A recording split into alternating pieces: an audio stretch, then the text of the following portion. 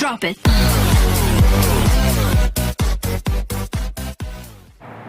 Hi friends, how are you? मैं साहिर कमाल आपका स्वागत करता हूं आपके अपने YouTube चैनल कमाल के English powered by gap Shroff. इतिहास पढ़कर इतिहास रचना हर इंसान चाहता है।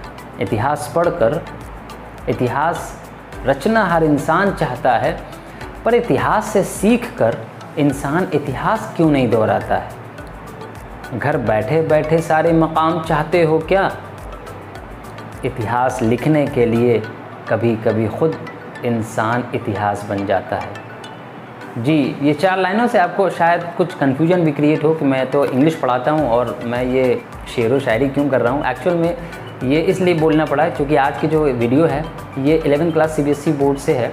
एक्चुअली 11th क्लास में 2 बुक्स हैं, स्नैपशॉट एंड हॉर्नबिल्स। हॉर्नबिल्स का फर्स्ट चैप्टर मैंने नीचे डिस्क्रिप्शन बॉक्स में दे रखा हुआ है, लिंक पर जाके क्लिक करें और फर्स्ट चैप्टर की समरी आप वहाँ पर देख सकते हैं। डिटेल समरी में मैंने बना रखा है। और ये वीडियो है आपके सेकंड चैप्टर से, जो मैंने आपके हॉर्नबिल बुक से लिया है।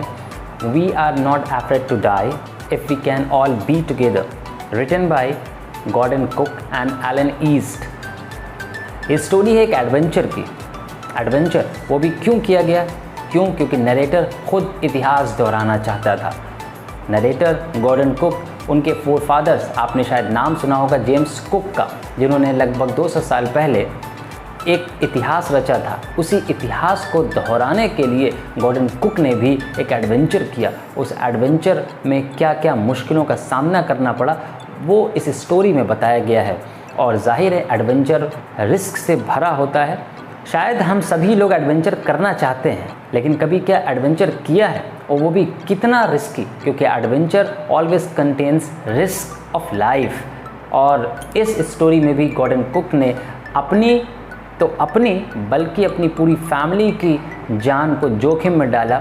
बट अंततः क्या होता है वो स्टोरी को एंड तक पढ़ने पर आपको पता चलेगा। So without wasting the time, let's begin the video. सबसे पहले हम लोग बात कर लेते हैं स्टोरी के बारे में। This is the story of a small businessman named Gordon Cook and his family. He is 37 years old businessman, his wife Mary and 6 years old son whose name is Jonathan and 7 years old daughter Susanna. They all set sail from Plymouth, England. They wished to go round the world on a long sea journey as Captain James Cook had done 200 years earlier. They started in 23-meter 30-ton wooden hulled boat named Wave Walker. ये story है एक 37 years old businessman की, जिनका नाम है Gordon cook, और उनकी wife Mary. उनके साथ उनके 2 बच्चे हैं जिनके नाम है जोनाथन एंड सुजैना। ये सभी अपने फोरफादर्स, जिनका नाम कैप्टन जेम्स कुक था, शायद आप सभी लोगों ने सुना होगा, उन्होंने इस पूरी दुनिया की समुद्री यात्रा करी थी। उसी समुद्री यात्रा को दोहराने के लिए, जिसका जिक्र मैंने शुरुआत में किया था, इतिहास दोहराना, उन्होंने इतिहास दोहराने के लिए ही अपनी छोटी सी फैमिली के साथ एक एडवेंचर शुरू किया और इस दुनिया की पूरी समुद्री यात्रा को करने के लिए सोचा। कैप्टन जेम्स कुक ने 200 साल पहले ये कारनामा कर रखा था। Let's move to the summary of the chapter. The first part of their planned 3-year 105,000 kilometer journey passed pleasantly. They sailed down the west coast of Africa to Cape Town. They took on 2 crewmen, Larry Vigil, an American, and Herb Ziegler, a Swiss, to help them cross the rough southern Indian Ocean. On their second day out of Cape Town, they faced extremely strong winds which blew continuously for next few weeks. Waves rose up to 15 meters. On December 25th, they were 3,500 kilometers east of Cape Town. Though the weather was very bad, they enjoyed Christmas and New Year's Day. Family की 3 साल की जो यात्रा थी 1,05,000 kilometre की, वो पहले चरण में, पहली शुरुआत में जो उनका पहला स्टेप था उनकी पूरी समुद्री यात्रा का, वो पूरा हुआ और बहुत ही आसान तरीके से उन्होंने उसे पूरा कर लिया।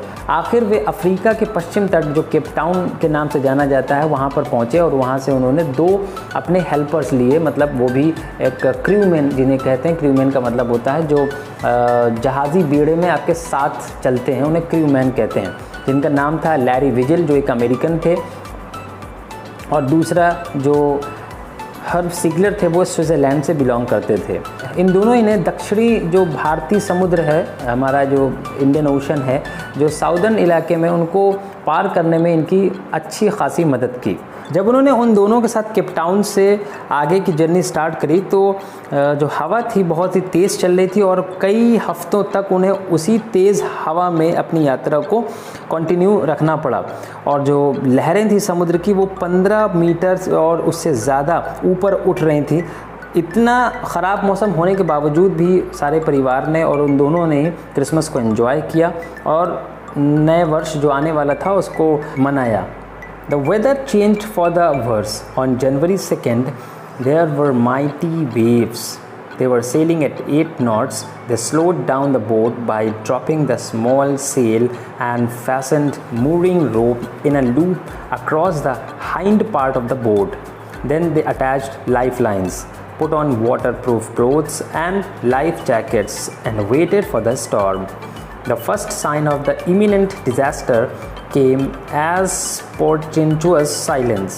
The wind dropped and the sky immediately grew dark. Then there came a growing roar and a very huge wave. A tremendous explosion shook the deck. The narrator's head struck on the wheel and he flew over the side of the boat into water. He was sinking below the waves. He accepted his coming death.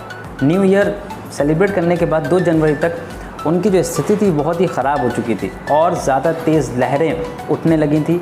उन्होंने उन लहरों पर control करने के लिए अपनी जो speed थी वेव वॉकर्स की उसको कंट्रोल करा और 8 नॉट पर ले आए। 8 नॉट का मतलब होता है जो नेविगेशंस करते टाइम पर स्पीड मेज़रमेंट होती है, स्पीड नापी जाती है, वो नॉट में नापी जाती है, जैसे कि रोड पर हम लोग किलोमीटर में नापते हैं। उन्होंने अपनी स्पीड को कम करने के लिए जितनी भी छोटी छोटी सी जो सेल थी, सेल मतलब पाल, जो तिरपाल हम लोग कभी कभी कहते हैं, वो पॉलीथीन, मोटी पॉलीथीन या पन्नी की बनी होती, तो कभी कभी ये कपड़े की भी बनी होती है, उनको गिराया और चारों तरफ रस्सियों के छल्ले बांध दिए जिससे कि उनकी स्पीड स्लो हो जाए। फिर उन्होंने वो लाइफ जैकेट्स, लाइफ लाइन जिसे कहा जाता है, जो नेविगेटर्स को दी जाती है, उन्होंने वो पहनी और फिर तूफ़ान का इंतज़ार करने लगे। अचानक से वो साइन उनको दिखाई दिया, मीन्स तब हवा एकदम बंद हो गई और चारों तरफ अंधेरा ही अंधेरा छा गया। फिर एक बढ़ती हुई दहाड़ की आवाज़ के साथ एक विशाल, एक भयंकर सी लहर उनके वेव वॉकर के डेक से टकराई।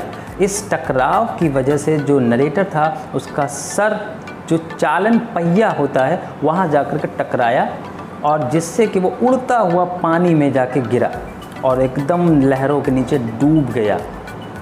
उसने अपनी इस स्थिति को अपना अंतिम समय मानते हुए अपनी मौत को स्वीकार करना ही बेहतर समझा। वो समझ गया था कि अब उसका अंत निश्चित है।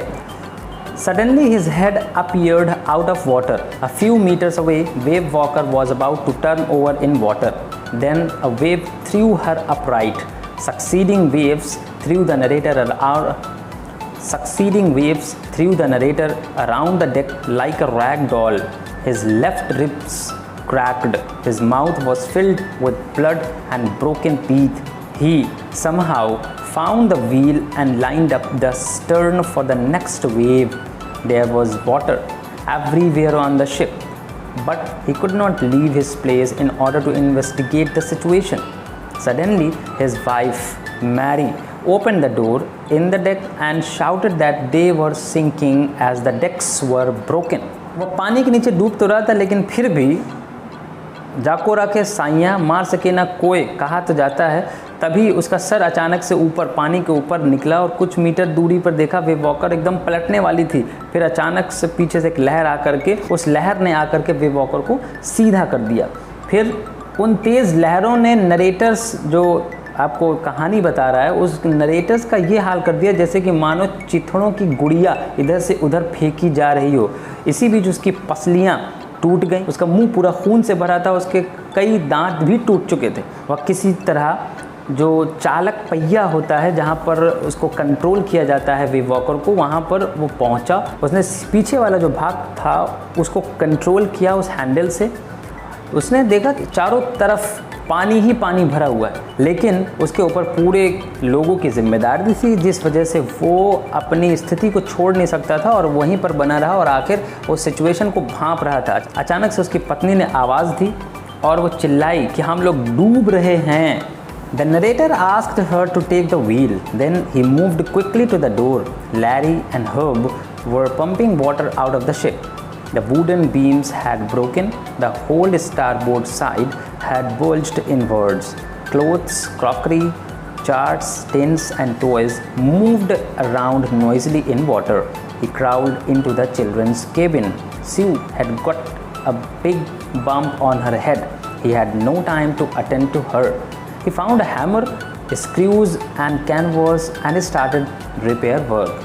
He managed to stretch canvas and secure waterproof hatch covers across the gaping holes.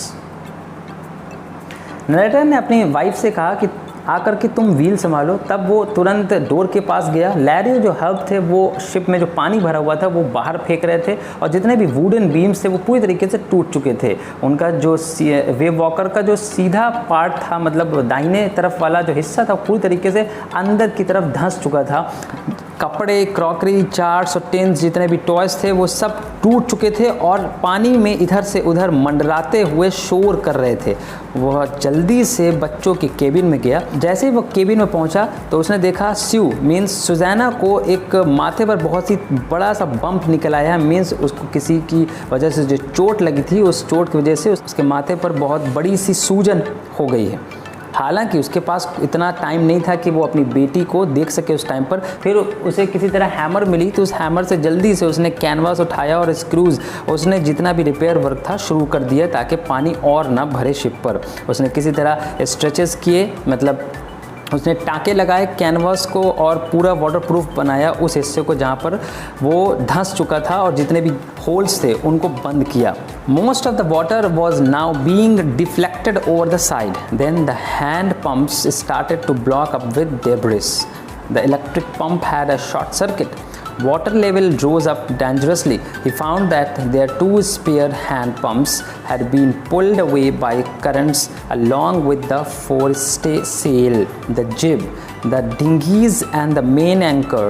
He surged another electric pump, connected it to an out pipe and water was pumped out throughout night. They got no replies from their mayday calls. Sue's head had swollen alarmingly. She had two enormous black eyes and a deep cut on her arm. उसके repair work करने के बाद उसे ये लगा कि जो उसने कैनवास बांधा है चारों तरफ, तो उस वजह से पानी अब कम हो रहा है, लेकिन ये उम्मीद उसकी ज़्यादा देर तक टिकी नहीं और एक मुसीबत फिर से शुरू हुई कि पानी ने दिशा तो बदलना शुरू कर दी, बट जो कूड़ा, जो डेब्रिस मीन्स कूड़ा होता है, जो कूड़ा करकट था, जितना भी क्रॉकरीज और जितना भी क्लोथ्स है वो सब उसी में कूड़ा बन के इधर उधर जो पानी में भर चुके थे। तो उन्होंने वो जो इलेक्ट्रिक पंप होते हैं जिनकी वजह से वो मशीन चलती है, जो वेव वॉकर थी, तो उसमें जो बिजली वाले जो पंप थे वो पूरी तरीके से ख़राब हो गए इन कूड़े करकट की वजह से। नेटन ने पानी बाहर निकालने में जो कोशिश करी उसमें तो वो सफल हुआ कि उसने देखा कि पानी ने अपनी दिशा बदल ली और वो थोड़ा सा कम हो रहा है, लेकिन जो कूड़ा करकट उसके ऊपर इकट्ठा हो गया था, उस कूड़े करकट ने दूसरी मुसीबत खड़ी कर दी कि वो कूड़ा जाकर के इलेक्ट्रिक पंप, जिससे कि वो वेव वॉकर चल रही थी, उन इलेक्ट्रिक पंप में जाकर फंस गया, जिससे कि वो पंप में ख़राबी आई और पंप अब काम ही नहीं कर रहे थे। उनका जो वाटर लेवल था वो धीरे धीरे बहुत ही भयंकर रूप धारण करते हुए बढ़ रहा था और दोनों ही जो अतिरिक्त जो एक्स्ट्रा पंप होते हैं जिनसे कि एडिशनल हेल्प ली जा सकती है, वो भी काम करना बंद कर गए थे। उन्होंने देखा जो उनकी पाल थी, मतलब सेल जो उन्होंने बांध रखा था स्पीड को स्लो करने के लिए, और साइड में तिकोनी जो सेल थी और छोटी छोटी जो नाव उन्होंने इधर उधर बांध रखी थी, तो उन सारी चीज़ों को उन सारी चीज़ों को वो लहरें अपने साथ बहाकर ले जा रही हैं। फिर उन्होंने किसी तरह दूसरा इलेक्ट्रिसिटी पंप ढूंढा और उस पाइप को बाहर वाले पाइप से जोड़ दिया और उस पाइप के थ्रू ही सारा पानी रात भर उन्होंने बाहर निकाला। इसी बीच नरेटर की नज़र जब स्यू पर पड़ी तो उसने देखा कि जो स्यू है उसका सर पूरी तरीके से सूज चुका है, आँखें सूज चुकी हैं और हाथ पर एक बहुत ही बड़ा सा घाव है। On the morning of January 3rd, the pumps had reduced the amount of water on board. Each of them took rest for 2 hours turn by turn. They had survived for 15 hours since the wave hit the wave walker, but she was not strong enough to take them to Australia. He checked the charts. He calculated that there were 2 small islands a few hundred kilometers to the city. To the east, he hoped to reach Les Amsterdam, a French scientific base. On January 4th, after 36 hours of continuous pumping, they reached the last few centimeters of water. Now they had to keep pace with the water still coming in. Mary found some corned beef and cracker biscuits. लगभग 15 घंटों की मेहनत के बाद जब 3 जनवरी को सुबह हुई तो उन्होंने पंप के थ्रू पानी के लेवल को कम किया। वो सारी कोशिशें कर रहे थे अपने एडवेंचर को पूरा करने के लिए। आप देख रहे होंगे, अगर आप इमेजिन कर रहे होंगे तो जस्ट इमेजिन कि आप अगर वहाँ पर होते तो ऐसी सिचुएशन में आप हिम्मत हारते या उन लहरों से लड़ते। ये कोई आसान नहीं है कि इतनी भयंकर लहरों के सामने 2 बच्चों के साथ और एक लेडी के साथ कोई व्यक्ति जो अभी भी हिम्मत नहीं हारे हुए है और अभी भी वो पानी को बाहर निकालने की कोशिश कर रहा है। उन्होंने पानी के लेवल को जो डेक पर भर चुका था, बोर्ड पर भर चुका था, उन्होंने पानी के लेवल को कम किया। उसमें से सभी लोग जो भी क्रूमैन थे और जो 4 फैमिली मेम्बर थे, उन सारे लोगों में से सब लोग एक एक करके सो रहे थे, वो भी 2-2 घंटे। और जितने भी लोग सो नहीं रहे थे वो पानी के लेवल को जो डेक पर भरा हुआ था उसको कम कर रहे थे। लगभग 15 घंटों तक वो सरवाइव किया जब से वेव वॉकर को उस बड़ी सी लहर ने हिट किया था। लेकिन वो वेव वॉकर वो भी एक ऑब्जेक्ट, एक वस्तु ही है। वो कितना सरवाइव करेगी? शायद वो इतनी ज़्यादा स्ट्रॉन्ग नहीं थी कि वो उनको ऑस्ट्रेलिया ले जा सके वहाँ से, उन्हें उम्मीद भी नहीं थी। लेकिन फिर नरेटर ने अपने चार्ट्स, जो कि नेविगेटर हमेशा अपने साथ रखते हैं अब दिशा को देखने के लिए और आइलैंड्स की जानकारी के लिए, तो उस पर देखा कि आसपास उसके हिसाब से आइलैंड होना चाहिए। उसने देखा कि उसने जब कैलकुलेट किया तो उसके हिसाब से जो दूरी थी उतनी दूरी को वो तय करते हुए ईस्ट में पहुंच चुके थे। तो ईस्ट में उसके हिसाब से ले एम्स्टर्डम नाम का आइलैंड होना चाहिए, जो कि एक फ्रेंच साइंटिफिक बेस था उस टाइम पर। जनवरी 4, जब 4 जनवरी आया तो लगभग 36 घंटे तब से लेकर अब तक हो चुके थे पंपिंग करते हुए। और अब उनकी जो डेक थी, उनके जो बोट्स था, उस पर बहुत ही कम पानी रह गया था, जो कि वो लगातार बाहर निकाल रहे थे और आखिर वो सफल भी हुए। अब वो स्लोली पानी की स्पीड में ही अपने वेव वॉकर को धीरे धीरे आगे बढ़ा रहे थे। तभी उस टाइम पर कुछ रेस्ट करने का मौका मिला तो मैरी को कुछ बीफ के टुकड़े मिले और कुछ बिस्किट्स मिले और बहुत देर के बाद उन्होंने उन बीफ के टुकड़ों को और क्रैकर बिस्किट्स को खाया। They ate their first meal in almost 2 days. Their relief was short-lived. At 4 p.m., black clouds began building up. Within an hour, the wind was back to 40 knots. The seas were getting higher throughout the night. The weather became worse. By dawn on January 5, their situation was extremely dangerous. The narrator went in to comfort the children. John asked if they were going to die. The narrator tried to assure him that they could make it. Then John said, "We are not afraid of dying if we can all be together." The narrator could find no words to respond. He determined to fight the sea, to protect the weak starboard side.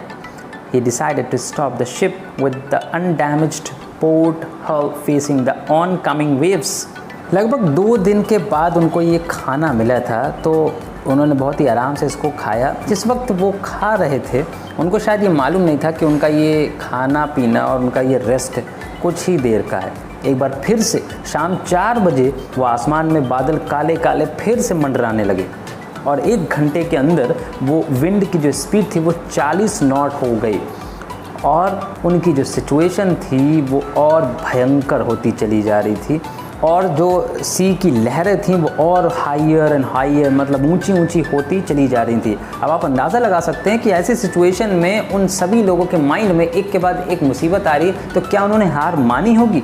शायद। लेकिन आगे देखते हैं कि पूरी रात भर उन्होंने कोशिश करी उन लहरों से लड़ने की, लेकिन रात 12 बजे के बाद जैसे ही 5 जनवरी हुआ तो जैसे ही दिन बदला और रात 12 से 5 के बीच में उनका और भी सिचुएशन बहुत ही भयंकर, बहुत ही खतरनाक सिचुएशन हो चुकी थी। नरेटर अपने बच्चों को सांत्वना, उनको दिलासा देने के लिए उनके पास पहुंचा तो वहाँ पर जॉन ने तुरंत अपने पिता से पूछा, क्या हम लोग मरने वाले हैं या हम लोग मरने जा रहे हैं? तो नरेटर ने उसको कोशिश करी एश्योर करने की, नहीं हम बच जाएंगे।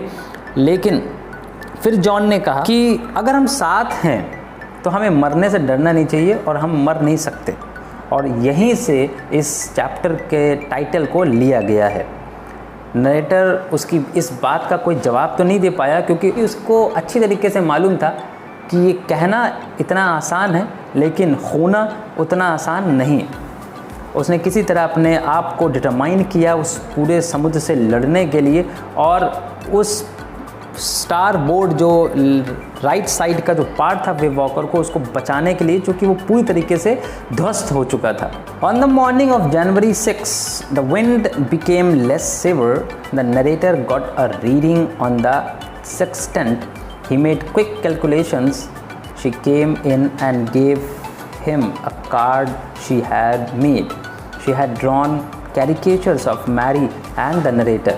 It also had a message expressing love and thanks.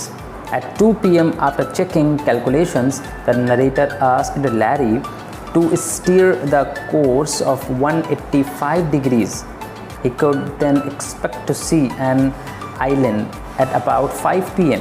Then he went below, climbed on his bunk and dozed off. He woke up at 6 p.m. John entered and asked if he could embrace his daddy. She was right behind him. They called him the best daddy in the whole world and the best captain. They informed him that they had found the island. कहते हैं कोशिश करने वालों की हार नहीं होती। उनके सामने कई बार मुसीबतें आई, कई बार लहरें हुई, कई बार अंधेरा भी हुआ। शायद एक आम आदमी थे, शायद वो भी थे, लेकिन शायद आम आदमी होते हैं हर इंसान। शायद आम आदमी होने के वजह से हम सभी लोग हार मान लेते। लेकिन मैंने 4 लाइनें बोली थी शुरुआत में कि इतिहास रचने के लिए हमें इतिहास कभी कभी बनना पड़ता है और शायद ऐसे ही लोगों का इतिहास लिखा भी जाता है। तो मौत हो या ज़िंदगी हो, अगर आपका नाम आपको चाहिए, अगर आपका नाम आपको इतिहास में चाहिए तो आपको कुछ ऐसा करना ही पड़ेगा जहां पर आपकी लाइफ को रिस्क हो सकता है और लाइफ को रिस्क उठाने वालों की ही जीत होती है। आखिरकार 6 जनवरी को वो हवा जो उनको बार बार डरा रही थी, परेशान कर रही थी, वो अपनी नॉर्मल स्पीड पर आ गई। नरेटर ने फिर एक सेक्सटेंट एक यंत्र होता है, एक टूल होता है दूरी और एंगल को मीज़र करने के लिए। जब उसने रीडिंग करी तो उसे पता चला कि वो लोग आसपास किसी आइलैंड के पहुंच चुके हैं। तभी उसकी बेटी स्यू वो आती है उसके पास और अपने हाथ में एक कार्ड लिए हुए है। उसने उस कार्ड पर एक कैरिकेचर्स मतलब एक चित्र बनाया हुआ है जो कि हम लोग कार्टून कह सकते हैं, कार्टून टाइप का। तो उसने बनाया हुआ जिस पर मैरी उसकी माँ और नरेटर की पिक्चर बनी हुई है, मतलब कैरिकेचर के फॉर्म में। और उसमें एक मैसेज भी लिखा है। वो मैसेज लव और थैंक्स को शो कर रहा है। मीन्स वो बच्चों ने अपने प्यार को और अपने विश्वास को, अपने थैंकफुलनेस को उस कैरिकेचर के थ्रू दिखाया।